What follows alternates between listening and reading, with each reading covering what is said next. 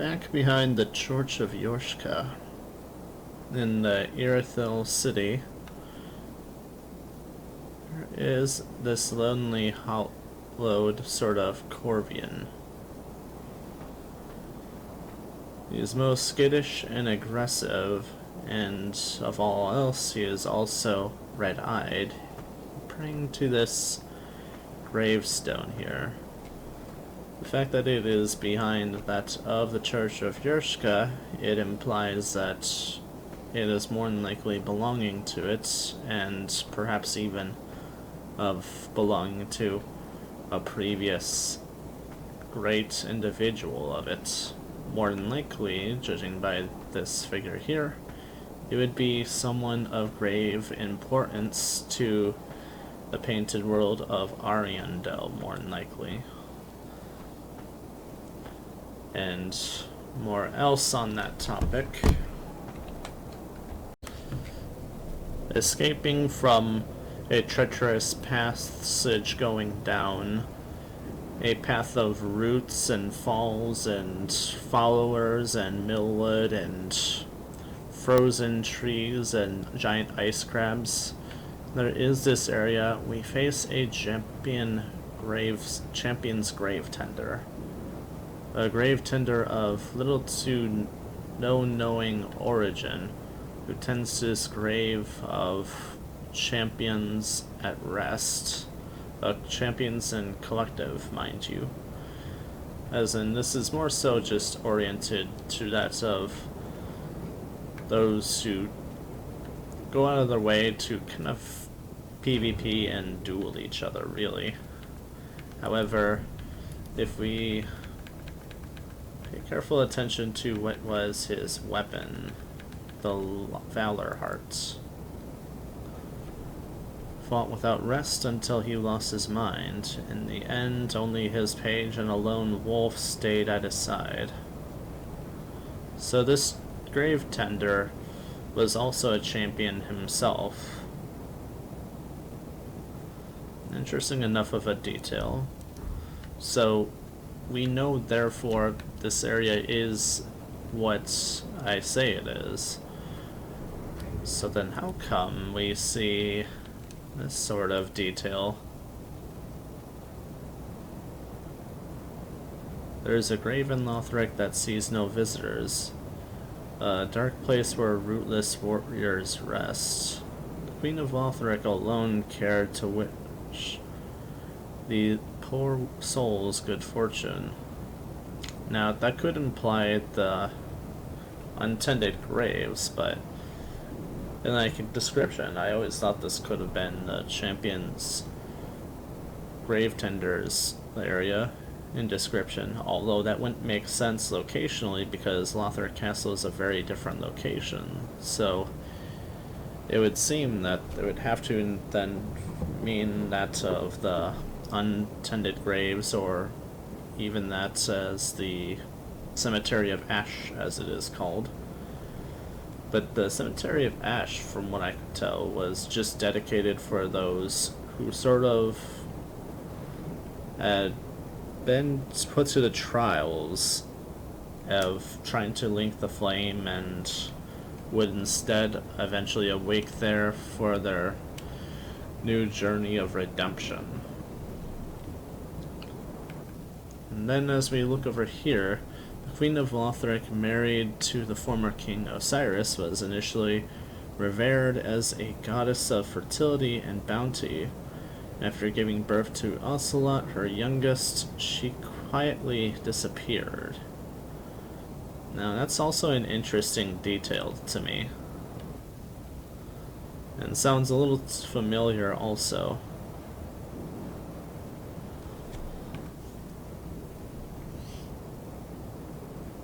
Now, some people have implied that she would have been that of Guinevere, but I'm not so convinced, to be honest.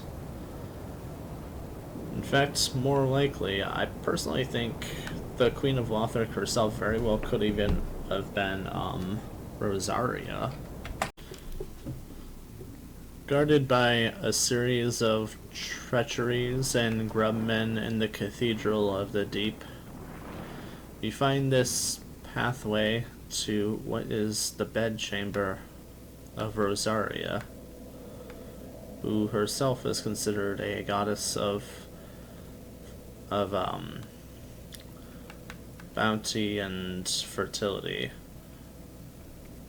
However, she is also representative of rebirth,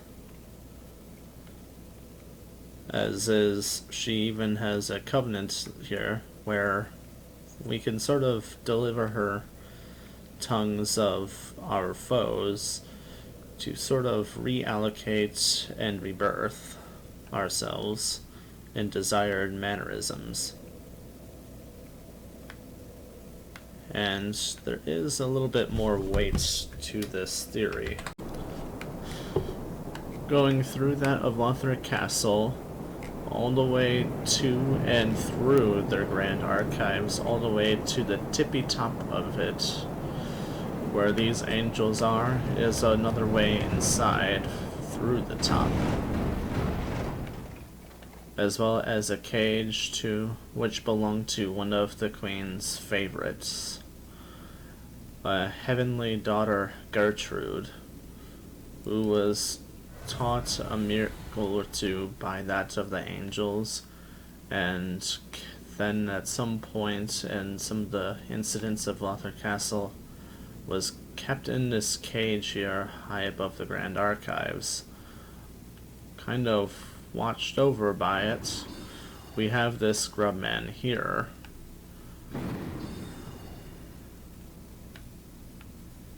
as if this was a place sacred to them as well, or of a sacred duty to keep an eye and watch over such a thing. But as for why, that is actually quite peculiar on its own. And as if that wasn't interesting already, what was actually just down from here was actually a few of those blessings that were related to that of the Queen of Lothric, or would tell of the Queen of Lothric. Isn't that an interesting detail? And honestly, it makes it sound like there's actually some kind of interestingly big, deep connection to that. But as for the truer nature, and at what point is it truth and what point is it a lie, or even just a tall tale, that's really up for debate, to be honest. Otherwise, if we ignore that theory, wouldn't it be true if taking into consideration the nature of what was Osiris the consumed king? Wasn't that at all similar to what was the tales of what happened to possibly what happened to Guinevere and Seath?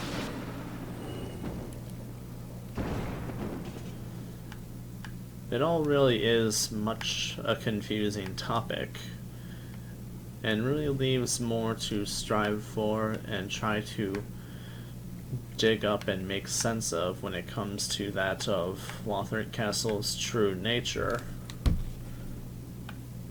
Also, I just noticed that that was an interesting little scenery flicker. But something we can guarantee to be that of what Lothric Castle is about, and many and all would pretty much bring it up, is that it is considered a lens, a focal point, for that of the linking of the flame and to the merging of the lands. And I wondered if there is a reason for that, or what else that could truly mean. And honestly, I think there is more to that than meets the eye, or even reaches our imagination at first thought. As we come from that way, just turn the corner, we would see where we were ourselves, and these Corvians preaching upon and over it, as we lead that way, we would see a grave warden of the Cathedral of the Deep or two, and we would see some of their hounds of service also. And then further in is when we finally see that of what was the regular attendants to this grave site, this cemetery of ash, considered untended in this circumstance, as the sky is blacked out of all light. And then beyond them, for some reason, a series of black knights, former great servants of Gwyn himself. It is all very interesting series of details and combinations of beings met all in one location that otherwise don't normally meet that you can recall. None of that was strange enough. Why was it in the very opening cutscene of the game we see the Soul of Cinder enacting around that of standard Lothric Castle, not with his envelope of cinder, that of the embers, dragging a body to be incinerated, whereas when we actually face him, there is virtually nowhere he could have gone to, or at least so it seems. And I wonder if that could mean more as to what is the actual reality of what we see and what we do. Like, perhaps the actual reality is ahead of us than what we physically see, in which case that could explain why when we come back down this way, which takes us back to the Cemetery of Ash, which seems to, in the untended version, be a situation of the past. It could explain why that perhaps going in the reverse of directions either takes us back to here as a more normal state, or maybe it would have been the actual state and breaking part of the real illusion. As far as to who could have brought such an illusion or what causes the illusion, I'm not too certain. But that's just sort of a real kind of guess hypothesis out of what we see and what we know. And we make this as more of a plausible concept if we take into consideration how Filianor and the Ring City works. Granted an ability to go into and behold what is the true future in reality, we see the world is nowhere near like what it was before. And even some people, not like they were before, but still similar enough that we might have recognized them. But it still riddles us with all kinds of interesting questions and what's really going on. As the further in we go, the more one makes us wonder why we were able to go back to where we came. And this could be a certain means of the breakings in the pathways of the fabrics of time. Or at least so it seems when it comes to like some of these bonfires that have just sort of warped us to different locations, as we could have taken the very one to linking the flame here, or we could have taken the one from the painted world of Ariandel here. That is either immediately after the boss fight or after a revisit after the boss fight. Whichever the case, it is certainly interesting that we should end up here at all, to be honest. And as for why, well, the DLC itself is pretty self-explanatory as to what we really see going on here, but it seems to take place at relatively the same age as what was that of the Soul of Cinder encounter. But let's move on a little bit more to something more adequate to that conversation. This part to me is probably one of the more interesting and more important factors to really discuss. And let's sort of take in the real details and circumstances set by this. Soul of Cinder. Well, let's first take a gander as to how far away from anything we truly are. For starters, we seem to be relatively also the back of Lothric Castle, judging by this layout, as we even see that of the Firelink Shrine off into the distance, and what was once its natural becoming of paths all the way through.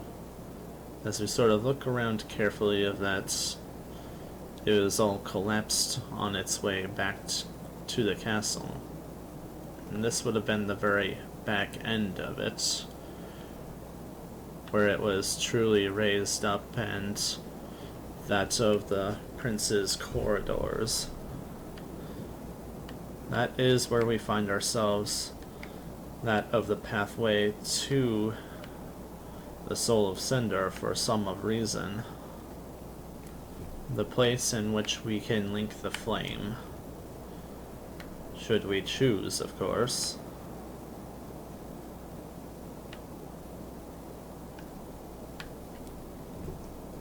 Which does mean the Soul of Cinder is indeed connected. However, how connected is the Soul of Cinder? We know he somehow has the ability to have roamed around the Lothric Castle. His literal whereabouts is behind the Lothric Castle. What else can we make of the situation to shed further light? And I have a bit of a semi-answer to that. You see, the front of his attire is actually a sort of crest, and it's a crest design unlike any we've seen previously. So maybe we can get a better look at this for you.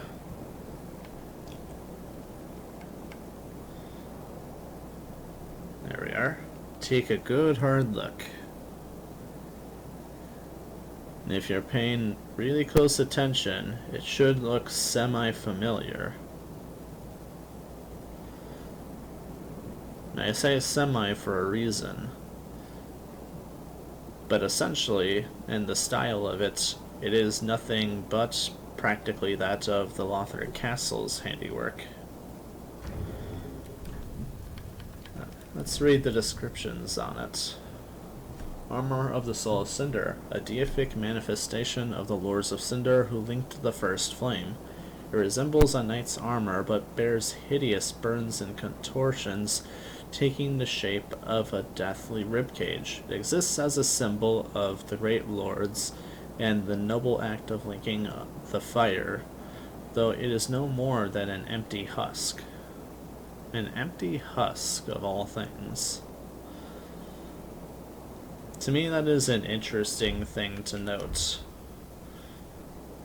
You're probably thinking, okay, so it is actually a force of the linking of the fire's will itself or something. Wrong. It is not. That part I can actually guarantee is not the case. And I actually have a series of topics to bring up about that. Let's go have ourselves a little bit of a look around, shall we? Like many of us, you probably know and seen this fellow and thought to yourselves, Ornstein. But let me tell you, that is also incorrect. And part of that is because we don't truly get a sort of identity for this entity. And in Dark Souls 1, Ornstein had a bit more voice tone of noises than that of this thing. That was vastly different. In the case scenario of this one, it either sounded more like the Lothric Knights themselves, or more of like a sort of husk monster noise. And now you're understanding where I'm getting with this. Especially if we read the description of the equipment. The armor, defeated by the Champion of Ash in Lothric, was left ages to rust until it slipped into an abyssal swamp where it was possessed once again by the memory of the hunt. This implies the armor itself has a memory. But why would the armor have a memory?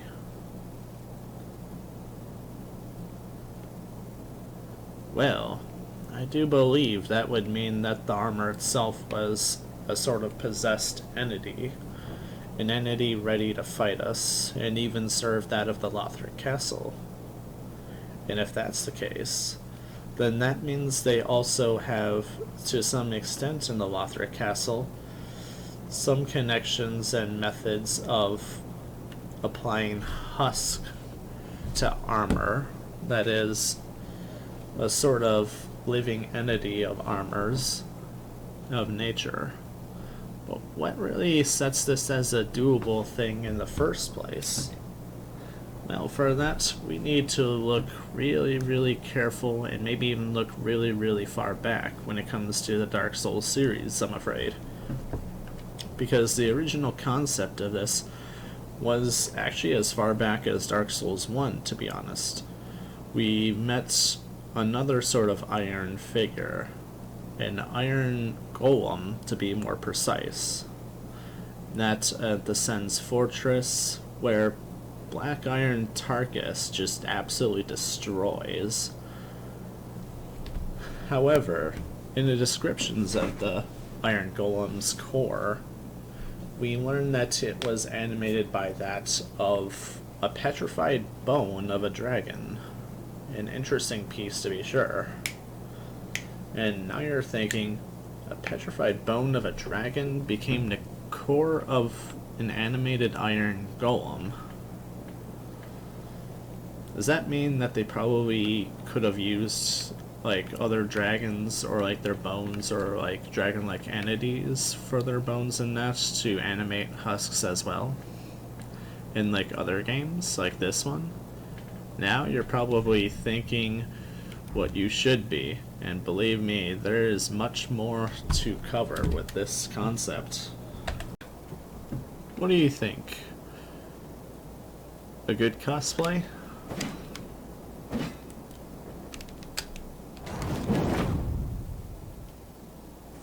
Well, just so happens that in Dark Souls 2 there is an entity like this, and as we learned from the armor here, there was a sort of living armored entity of such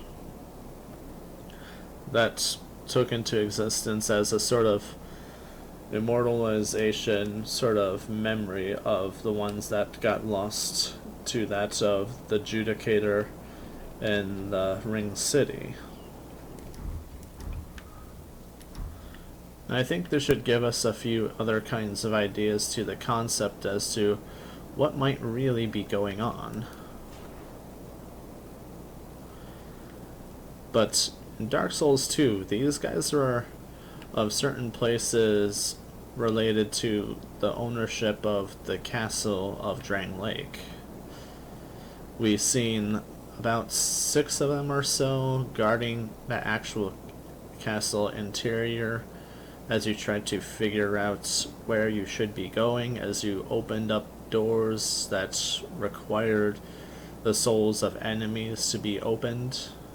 And we also seen there was a similar sort of concept where that of giants in a sort of golem-like fashion would be awakened by the souls of fallen enemies nearby.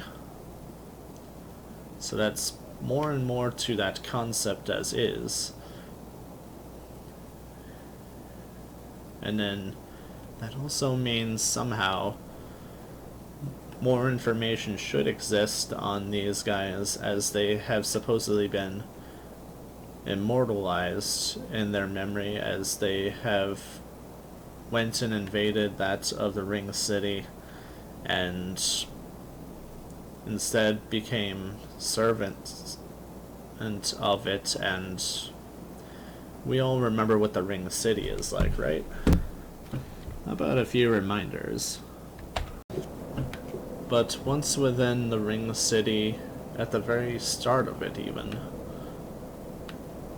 our first hostile enemy, and quite a notorious obstacle, is none other than Adjudicator, who brings out a plentiful amount of these fellows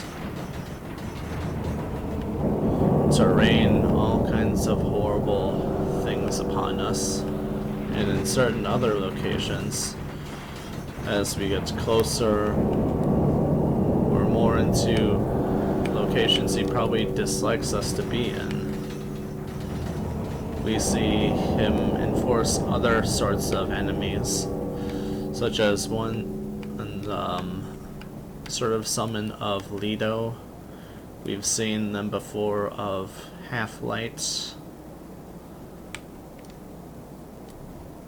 And it really is something that varies more locationally, as like a sense of this should be something more so suited for punishing you being here. Like this should be that's right.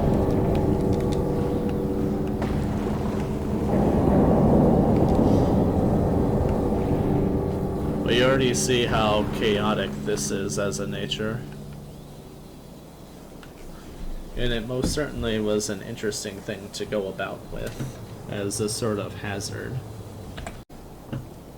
But as we carefully explore and contemplate what all we truly see and have to deal with here in the Ring City, the more we realize the amount of familiar things we get put up against from time to time.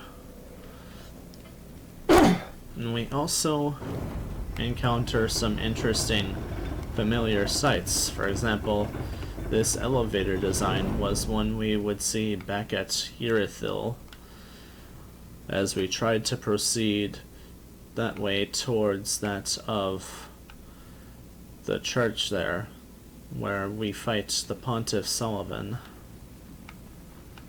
Of course, this place once belonged to that of the gods, so that makes perfect sense that it would be of some resemblances. However, as we proceed this way, once again, we see some familiar sightings like we would have back at Anor Londo that proves that this was once a place in the belonging of the gods, as we see these statues themed after that of their silver knights. But if we proceed this further onway, as we were once instructed by Shira, who sort of looked after the mad pygmy king, we come across this of all sights. Now, whether or not this was truly just a matter of coincidence or not, we see these statues that are most familiar to the design we see back at Lothric Castle. We see these pews like those of Lothric Castle. We see this rug design, much like that of Lothric Castle. We see candlelit sticks, and we see this of all things, like we would have at Lothric Castle, that even has, of all things, the crest that their knights would use.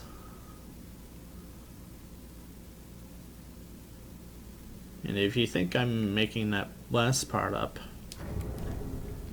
let's just take a careful look at their armor, even, which I do have on me. I am just not a fool in trying to find it.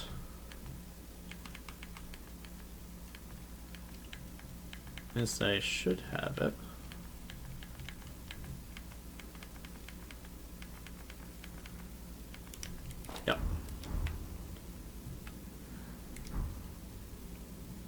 Check it out. Read 'em and weep. There's same exact crest on an item this far, and it's an exact thing that we would see back at Lothric Castle as well, as a sort of thing ceremonial for those in Night Ship.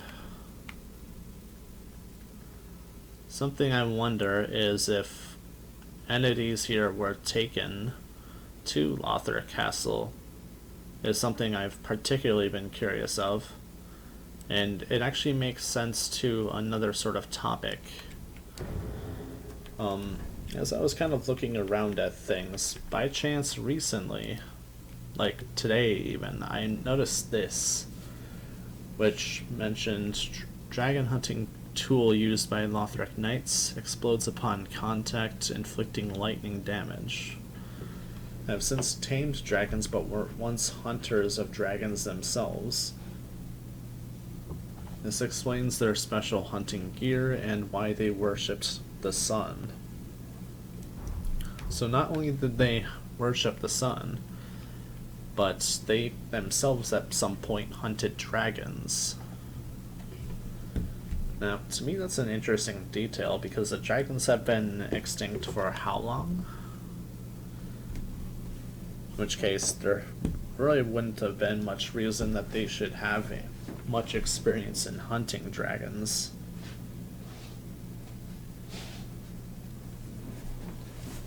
And if you read into their equipment, they were supposedly trusted them as servants of the three pillars of Lothric to serve alongside the wyverns as a symbol of Lothric. In which case they were trusted to be close to that of wyverns and dragonkind. It's certainly interesting that it would go that kind of far. But it doesn't simply end right there in the confusion. Not very far from where we've come across the Nameless King encounter in Archdragon Peak, we see this fellow here who has a certain talent that we see almost no other enemies truly have. The talent of summoning other individuals. And yet, across from him, we see a couple noticeable things. One, we see this on the ground, which is actually fairly commonly saw around this entire map. But we also see this on Lothric Knight's banner, implying that that of Lothric Castle has actually been here of Archdragon Peak, which half makes sense considering we do see the Serpent Men from Archdragon Peak down in Lothric Castle. We also see what was tortured and experimented on, possibly Serpent Men of Archdragon Peak in the Irithil dungeon, as implied by a weapon we find there. This weapon I'm speaking of is the Tailbone Short Sword, as dropped by one of the wretched there, crafted from a feeble tailbone, and seem as a sign of the dragons. Their screams are oft heard inside the dungeon as they naively mutilate their unworthy flesh. And surely enough, of all the things such a weapon is, it would even imitate some of the talents of Archdragon Peak on its own. Honestly, I think I want to try that in PvP like that, or even a playthrough and messing around with this weapon, if I should. I think that's probably a new goal I should have. So it really does, though, add more to the question of what goes on and how did things get the way they have?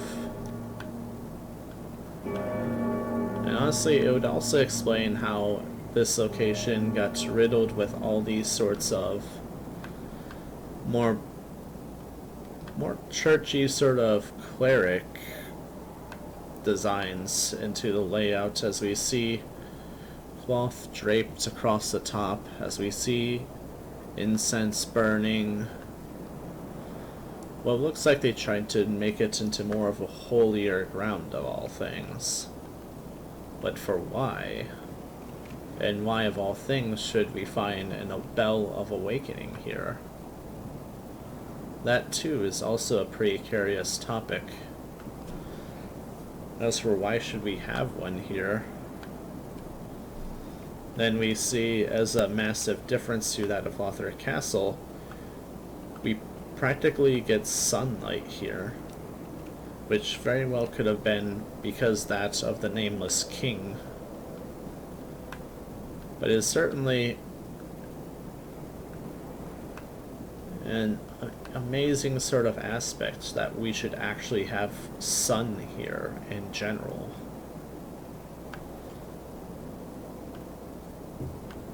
Which is proof enough that this was the right Nameless King that we were thinking of, the firstborn of Gwyn.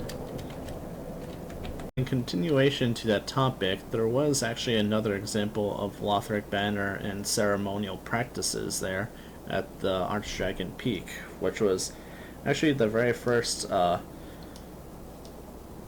I want to say it's actually the second bonfire we see. It was one where after we killed the old wyvern that we get teleported, which once again we realize things related to Lothric Castle seem to like to teleport us a lot, as we get teleported to duties of facing Lothric Castle as it strays from its paths, as we defeat that of a wyvern and get teleported yet again. And we see entities get teleported into the Archdragon Peak, and we know Lothric Castle has some enticements to that location. But if that wasn't really enough to convince you that it probably has some continuation of duties there, or even some earlier history, we realize the Lothric Castle had prayed to the altar of sunlight, and their knights too would drop the sunlight medals, implying that they were very loyal to the sun, and perhaps even followers of that of Gwyn's firstborn, of Faram, his name was. That's the Nameless King. However, we do know one other connection detail that deeply matters and should imply quite a lot of things. Also in Lothric Castle, there is a notable sort of thing. As we continue forth from after our fight from where the dancer was. Actually, let's take this way. Although I'm gonna like this way less, to be honest.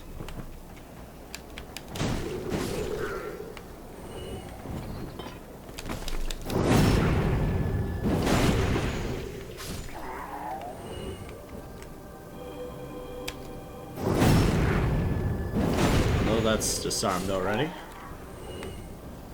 As we proceed, we'll notice an interesting sort of architectural detail that should greatly stand out to us as something we don't see too often anywhere else. You want to make a guess as to what that detail is going to be?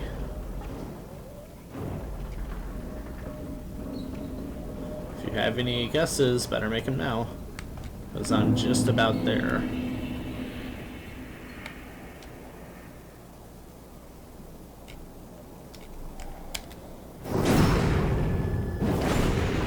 If you guessed it was going to be a floor detail, Well, you would be right. As we head over here, you once again see this sort of flowering tile pattern in the floor that more than likely represents that of the sun, which also I believe is something we would see on like the front of the church window of that of Lothric Castle.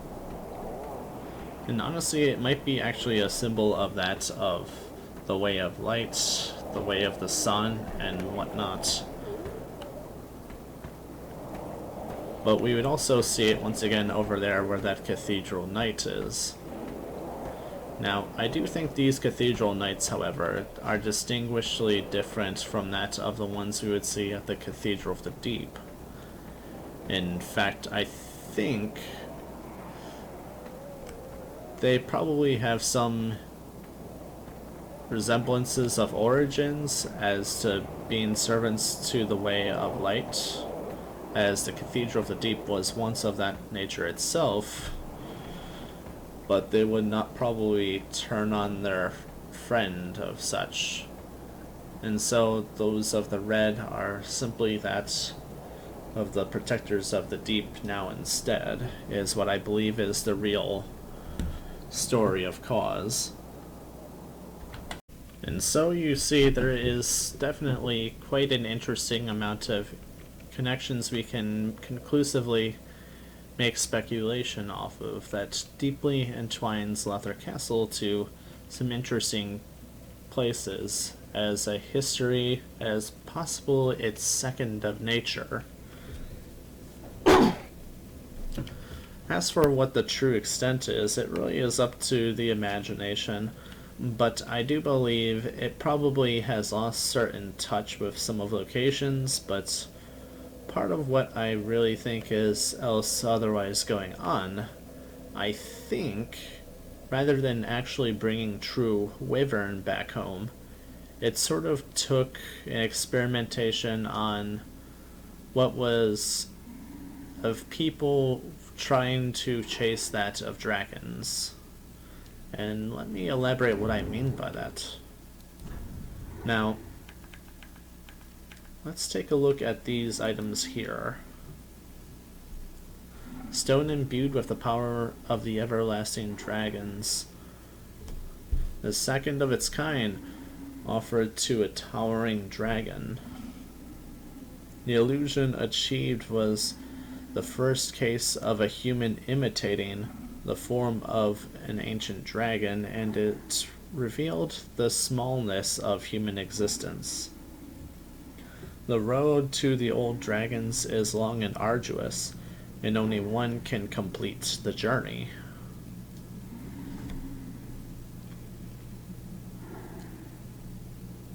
Now, the part that has me curious is why it says only one can complete the journey. And something I wonder if that means is that only so many of these stones exist currently.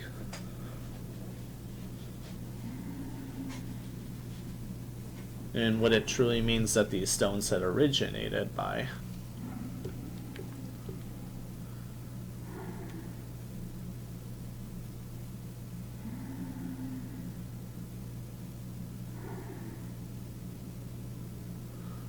Stone imbued with the power of an everlasting dragon, offered to a towering dragon. The stone shows sign of a nascent light. Gain the torso of a dragon and roar alongside an Archdragon Mirage. The transformation is irreversible until death.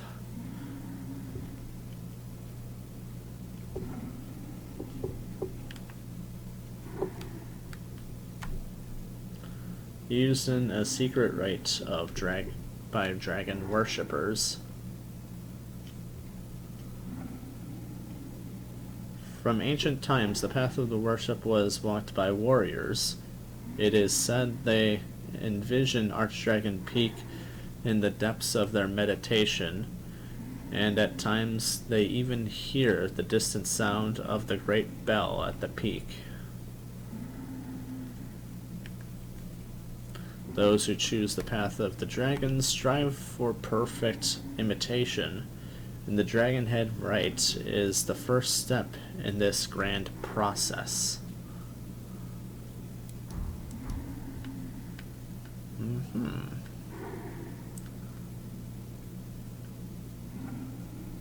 But I was thinking, imitation of dragons. And we've seen the wyvern here have that sort of pus of man effect. As well as the pus of man is supposedly a plague, a caught and transferred of that of the more human of entities in existence, and mainly currently around Lothric Castle, which could imply some nature as to who could be spreading it, how it could be spread, and who can actually catch it. In which case that could imply those very wyvern were once human, in fact, as the very means to actually tame dragons seems pretty limiting. And even the one true drake we see seemingly tamed without the effects of the pus of the man has much resemblances to that of the dragon form granted by the head and torso stones, although it's more feathers and honestly much more truly effective than the rest. But my all-round furthering conclusion as an idea as to what could be the truer circumstances at place here of Lothric Castle is that more than likely it's just deeply an influence of that of the Nameless King to the castle, as they were dedicated to sunlight and prayed to him, and clearly they must have both had some hand at the Archdragon Peak. More than likely he was their influence as to how they have acquired that of dragons in the first place. And in which case it could very well be true that he even had some part in leading them to an extent at one point, or even been part of their royalty of family, as he probably still bared some resemblances of beliefs of his former life, but he also has his own ideas as to what is the possible future, a future that involved that of dragons, that once made him be declared that of a heretic, a fool, one no longer fit to be declared a god even, as was decided upon by his father of Lord Gwyn.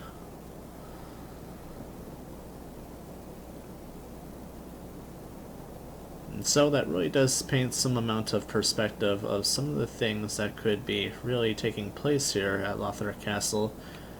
But something I wonder is if the Lothric Knights were Dragonslayers, were they actually originally some of the earlier of human beings even to have served in the fights against the dragons? Obviously they had to have been, right? Otherwise they would have had to have been pygmies themselves. Although the interesting thing is we never once see any aspect of Lothric Castle that implies of any sort of trophies of their encounters with dragons. No implications of the dragons they've actually slain besides their arts, their practices, their tools, and their dedications with the Way of Light. However, we definitely see that they have indeed had some kind of a taming, sort of control in practice of drakes.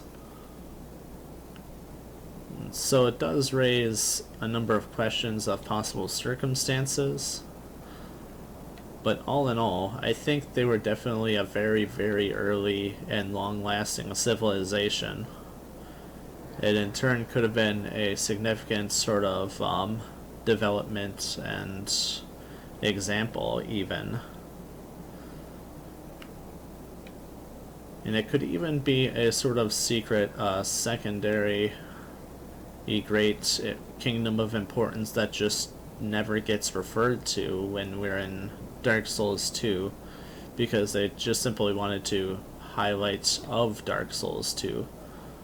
Although in Dark Souls 1, it seemed to me in the opening cutscene that they highlighted upon Lothric as a kingdom without ever mentioning of Lothric being a kingdom, and only ever spoke of the land of the gods and of the lands of Lordran.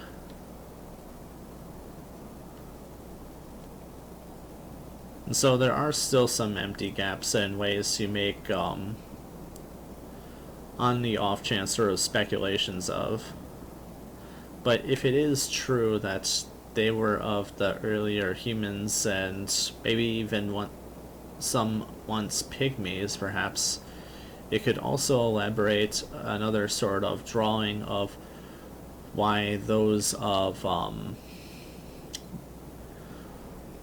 Londor would be so daring as to upfront try to make some sort of open ties with the Lothric Castle.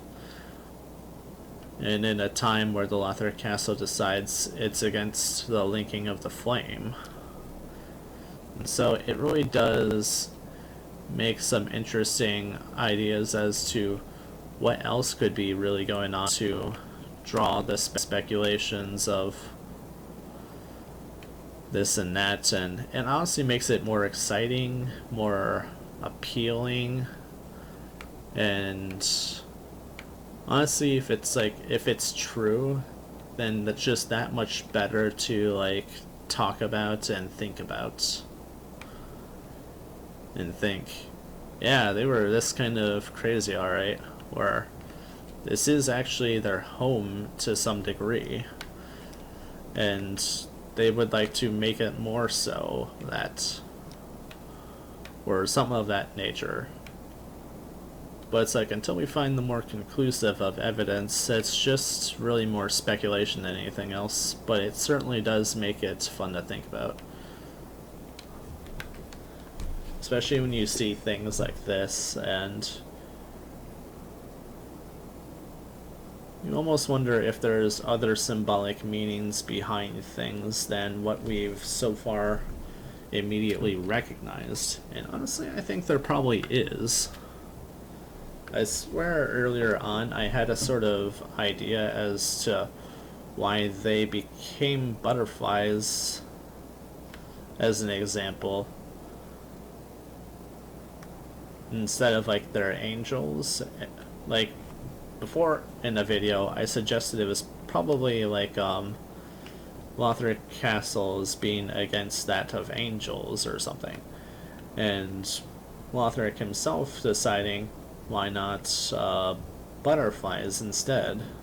Well, another sort of speculation I have is that it could be somewhat into the likeness of styles of that would be of the interest of Pontiff Sullivan being more tree-like, and you see they have a sort of winging, sort of branching out of their flesh in a similar kind of style. And to kind of further the concept, we've seen hollows being kind of more like turned into trees in some locations, and others sort of like praying to them. So it does further that as a concept, that it could be just the work of Pontiff Sullivan in an intervening sort of mannerism. But there isn't too much to in like a concrete means to really suggest that. Like, it's not outright said they were turned into they were turned into the pilgrim butterflies by Pontiff Sullivan or something. It was just suggested that they have been turned, and that they are in fact called the pilgrim butterflies. But before I end off this video, there is one last topic I want to bring up, and that is the fact that of what is other dragon significances perhaps to this storyline. Now, we know Yorshka considers Gwendolyn her brother, which of course would imply some history to as like a descendant to that of Priscilla, the crossbreed. As we see, she has a sort of dragon-like tail of a similar sort of color and all-around possible history of origin as Priscilla. And as we look carefully, we also see sort of like dragon scales and slight similarities that would happen to remind us of Seath, the Scaleless. And in turn, we can kind of assume some sort of similarities in nature, if that is indeed the case. Seath the Scaleless was an earlier one of the last dragons known to remain.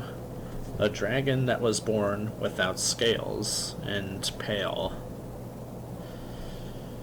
To sort of make up for it, he would invest into magic. He would learn everything he could possible to sort of look for a means to cheat this system and not be as more guaranteed a likely death that his others, his kin, would be able to avoid. Now, something we don't see in this game is Priscilla, the crossbreed, herself, which would more than likely imply that she has indeed passed on, and very well that could have been her grave down below. But if that's indeed the case, that would mean she could probably age to death, and so too could Yorshka as a result.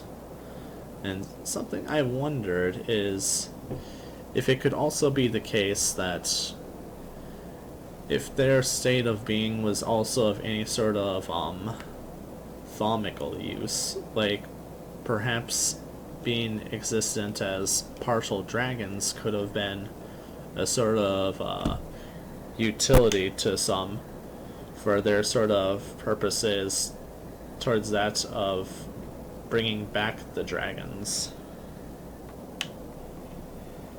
And so that has been an interesting line of thinking for me, and gives me a lot of ideas as to what they probably would have been doing.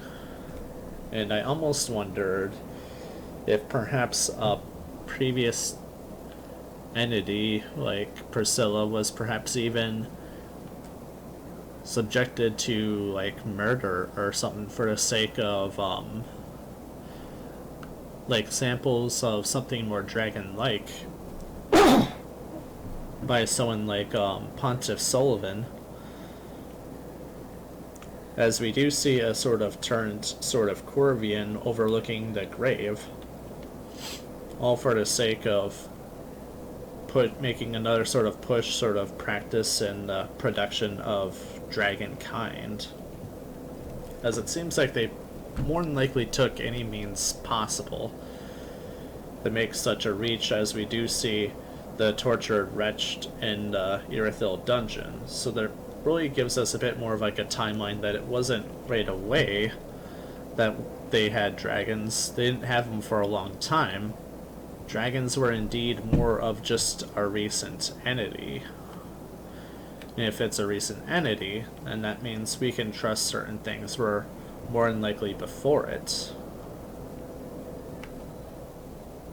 And as we know, Yorshka herself was more so imprisoned on this tower, meaning she mostly only knows of this tower, let's be honest. She was confused how we even got here, that she thought maybe we could fly, and she would say she doesn't know too much about the outside. It's like, what does she actually know then? If she doesn't know anything else, and would ask us such interestingly common knowledge to answer questions, why would she not know any better? Why would she not know that Gwendolyn has light illusionary magic, or how would she not know of certain things in certain places if it is indeed her home? And she should know these things better than we do, but it's like we could tell you more about Gwendolyn apparently than she could. So it has me curious what's going on with that. Now, to some extent, it could be because that she was born of a descendant that lived inside a painting.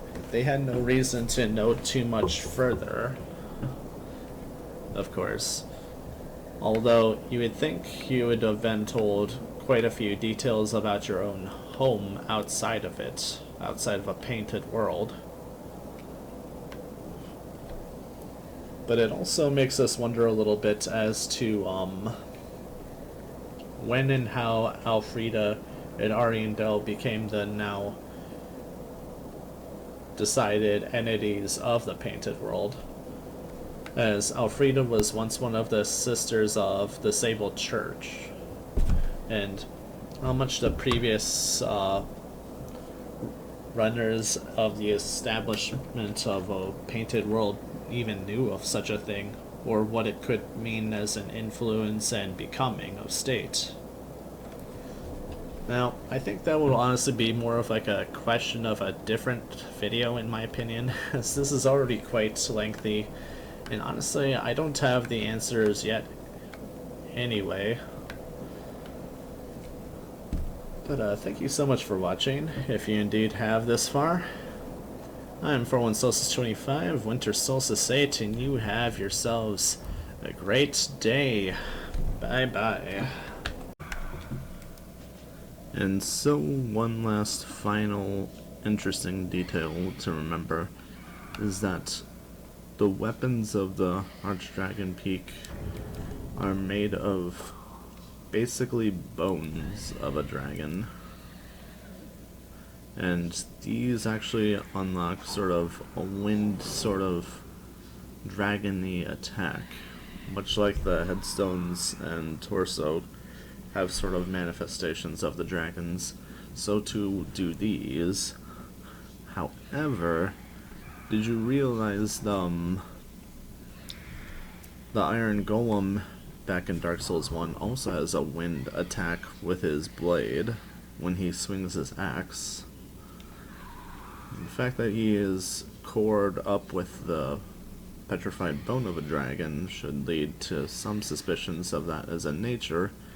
And then we realize, similar to that, the Dragonslayer Armor here in Dark Souls 3 also has a sort of wind sort of slash once he goes into two-hand mode with his axe and such. So that really does paint a bit more weight onto that as a theory.